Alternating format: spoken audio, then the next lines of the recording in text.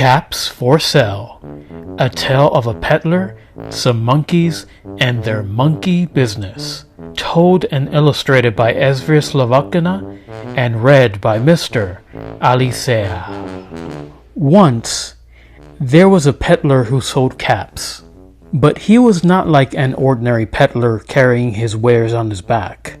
He carried them on top of his head. First, he had on his own checked cap, then a bunch of gray caps, then a bunch of brown caps, then a bunch of blue caps, and on the very top, a bunch of red caps.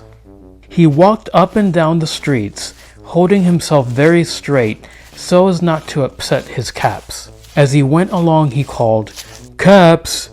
Caps for sale! 50 cents a cap!" One morning, he couldn't sell any caps.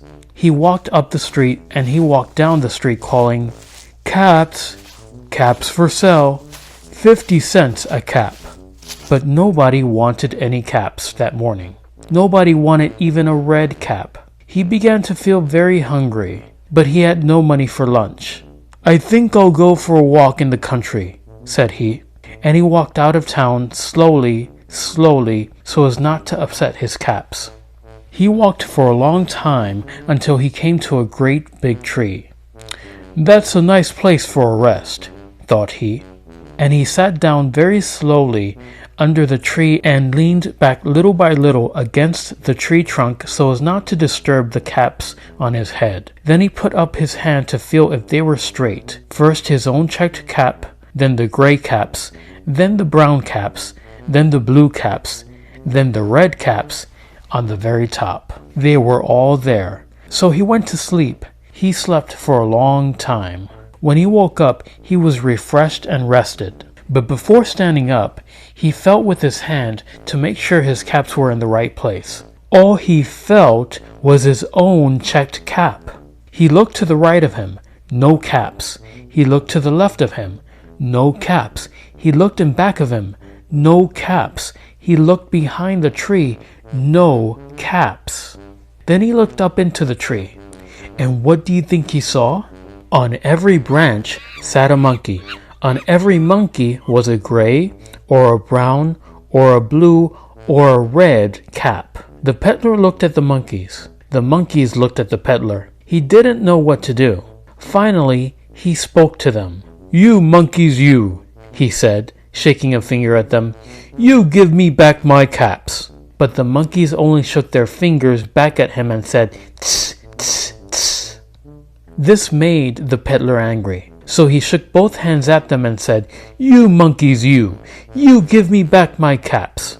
But the monkeys only shook both their hands back at him and said, "Tss, tss, tss." Now he felt quite angry. He stamped his foot and he said, "You monkeys, you better give me back my caps." But the monkeys only stamped their feet back at him and said, "Tss, tss, tss." By this time, the peddler was really very, very angry.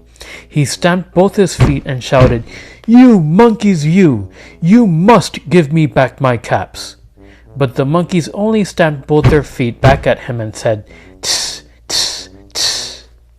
At last, he became so angry that he pulled off his own cap, threw it on the ground, and began to walk away.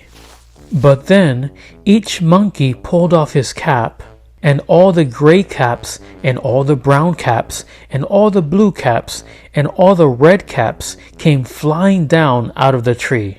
So the peddler picked up his caps and put them back on his head. First his own checked cap, then the gray caps, then the brown caps, then the blue caps, then the red caps on the very top. And slowly, he walked back to town calling, "Caps, caps for sale, 50 cents a cap."